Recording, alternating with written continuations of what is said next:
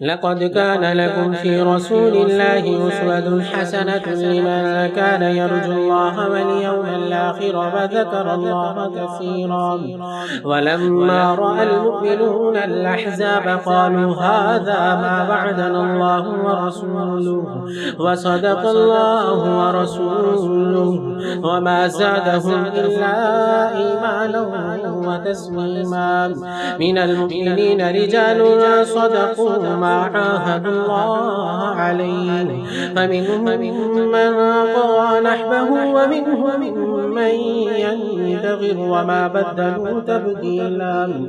ليجزي الله الصادقين بصدقهم ويعذب المنافقين إن شاء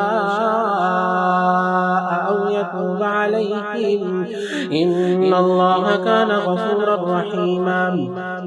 ورد الله الذين كفروا بغيظهم لم ينالوا خيرا وكفى الله المؤمنين القتال وكان الله قويا عزيزا.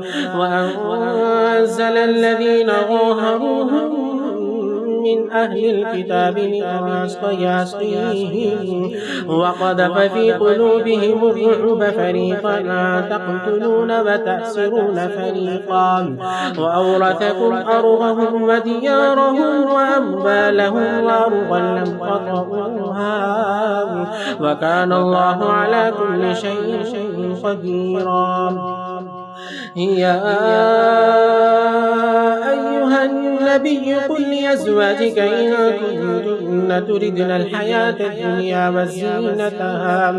وزينتها فتعالين أمتعكن وأسرحكن سراحا جميلا. فإن كنتن تردن الله ورسوله والدار الآخرة فإن الله أعد للمحسنات منكن أجرا عظيما. يا نساء النبي من يأت منكن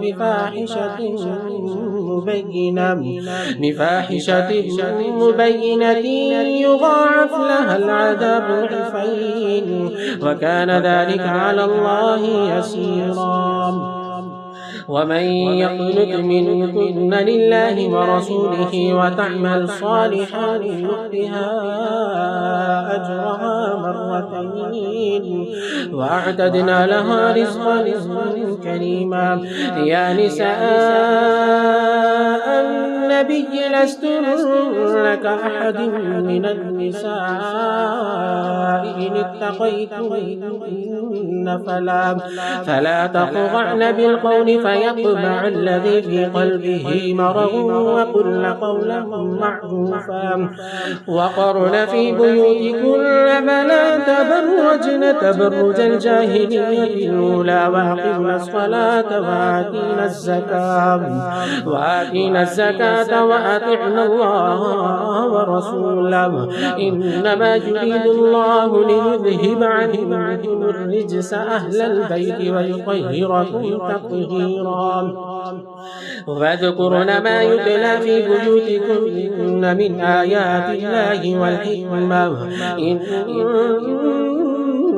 إن الله كان لطيفا خبيرا. إن المسلمين والمسلمات والمؤمنين والمؤمنات والقانتين والقانتات والصادقين والصادقات والصابرين والصابرات والخاشعين والخاشعات والمتصدقين والمتصدقات والصائمين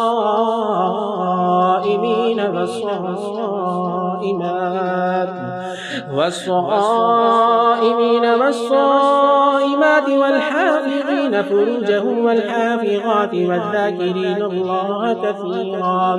والذاكرين الله كثيرا والذاكرات أعد الله لهم مغفرة وأجرا عظيما.